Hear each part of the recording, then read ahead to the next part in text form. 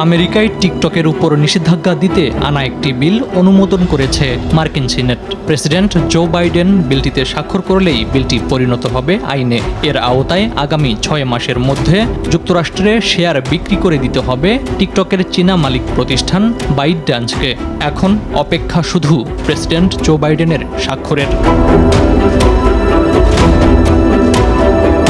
জনপ্রিয় video sharing app TikTok নিষিদ্ধ হওয়ার পথে যুক্তরাষ্ট্রে এ পদক্ষেপকে শক্তভাবে বিরোধিতা করেছে বেইজিং। যুক্তরাষ্ট্রের এ পদক্ষেপের বিরুদ্ধে আইনি লড়াইয়ে নামার সিদ্ধান্ত নিয়েছে কোম্পানিটি।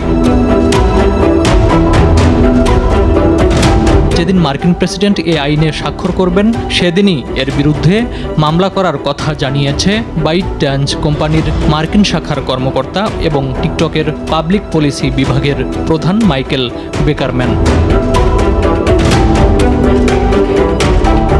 2016 সালে কন্টেন্ট শেয়ারিং অ্যাপ টিকটক বাজারে আনে চীনা কোম্পানি বাইটড্যান্স। বিশ্বজুড়ে অর্জন করে বিপুল জনপ্রিয়তা পায় মার্কিন সাধারণ জনগণের মধ্যেও। বিভিন্ন জরিপে দেখা গেছে যুক্তরাষ্ট্রে টিকটক ব্যবহারকারীদের অধিকাংশই তরুণ-তরুণী।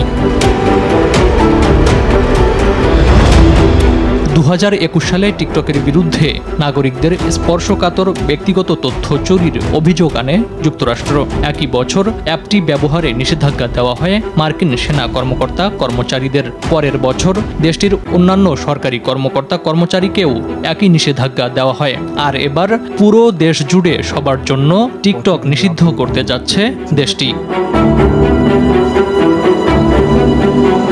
মার্কিন প্রশাসন টিকটকের বিরুদ্ধে তথ্য চুরির অভিযোগ আনলেও আন্তর্জাতিক রাজনীতি বিশ্লেষকদের কেউ বলেন যুক্তরাষ্ট্রে চীনা অ্যাপ টিকটকের ব্যাপক জনপ্রিয়তা ও গ্রহণযোগ্যতা দুশ্চিন্তার কারণ হয়ে দাঁড়িয়েছে মার্কিন রাজনীতিবিদ ও সামাজিক যোগাযোগ মাধ্যম কোম্পানিগুলোর জন্য। তারই জেরে টিকটক নিষিদ্ধকরণ আইন পাশ করতে যাচ্ছে দেশটি।